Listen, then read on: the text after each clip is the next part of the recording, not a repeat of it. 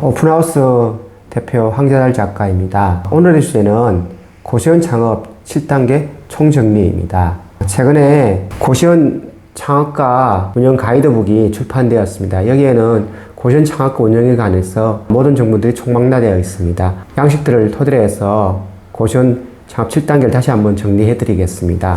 우리가 고시원을 일단은 창업하기 위해서는 기본적인 고시원에 대한 지식이 필요하겠죠. 대한민국 최초 고시원 창업 비법을 참고하시면 되겠고요. 그리고 고시원이 창업하기에 매력이 있다고 생각하시는 분들은 첫 번째 할 단계가 고시원에 대한 기본 정보를 알아야 되는데, 대부분 인터넷 등기소를 들어가서 고시원 건물에 대해서 정보를 파악해야 되겠죠. 표제법을 보면은 고시원의 이제 위치, 주소 등이 나와 있을 거고요. 그 각구에 가면은 고시원 소유권 이제 변동 여부들, 이전된 것들이 이제 나와 있기 때문에 현재 소유자를 파악할 수 있습니다. 그리고 마지막에 얼구에 가게 되면은 현재 소유자가 얼마나 채권 채용에 있는지 120%에서 30% 정도 표시가 되어 있죠. 체크를 해야 되는 이유는 만약에 경매에 넘어가게 된다면은 이제 우리가 보증금을 뗄 수도 있기 때문에 미리 꼭 체크를 하셔야 되겠습니다. 그 다음에 체크할 부분은 우리가 정부 24시에 들어가서 일반 건축물 대장을 발급받아서 이 건물 자체가 위반 건축물이 없는지에 대해서 확인을 하는 절차가 필요합니다. 7월 달에 계약했다가 5층에 위반 건축물이 있어서 계약 해지된 사례가 있습니다. 꼭 체크하시기 바랍니다. 신축인 경우에는 500제곱미터 약 150평 이하밖에 안 되는 점도 확인하셔야 되겠습니다. 추가적으로 지자체별로 신축하는 경우는 최소 평수가 있기 때문에 꼭 구청에 확인해서 진행하시면 되겠습니다. 2단계는 계약하기 전에 고시원 시설물을 파악해야 되겠죠.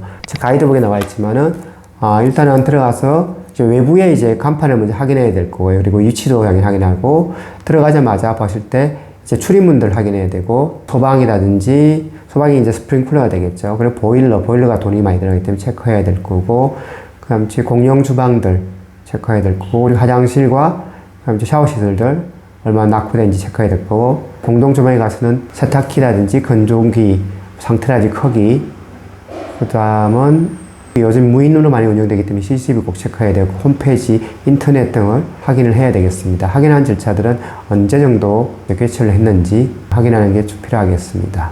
3단계로는 고시원의 이제 매출 등을 파악해야 되는데, 고시원은 아시다시피 이제 고시원 위치를 먼저 기본으로 보셔야 될 거고요. 그리고 임대보증금과 시설권리금을 확인하셔야 됩니다. 시설권리금은 시설과 영업권의 합계라 보시면 되고요. 매출 부분은 고시원은 이제 방개수와 등기는 입출료가 되겠죠. 매출을 확인하고, 그에 따라서 고정비는 임대료와 관리비를 차감하고, 변동비를 차감했을 때 어느 정도 수익이 나올 수 있는지에 대해서 확인하시면 되겠습니다. 이 책에 보면 투자평가 리포트 3장을 보시면 참조하셔가지고 개인별로 체크하시면 되겠고요. 자신이 없고 또 이제 시간과 비용을 절약하고 싶은 분들은 검증된 전문가에게 컨설팅을 의뢰하는 것도 좋은 방법이라고 생각합니다. 이제 4단계는 양도인과 이제 시설권리금 양수도 계약을 체결하는 과정이겠습니다. 계약금을 10%를 지불하고 나머지 90%는 우리가 인수할 때 지불하면 될 것이고요. 중요한 특약조항 자체가 이제 누수라든지, 그 다음에 안전시설 완비증명서가 발급되지 않으면 계약이 해지되고, 그 발급에 대한 책임은 양도인에 있다는 내용이 꼭 들어가야 되겠죠.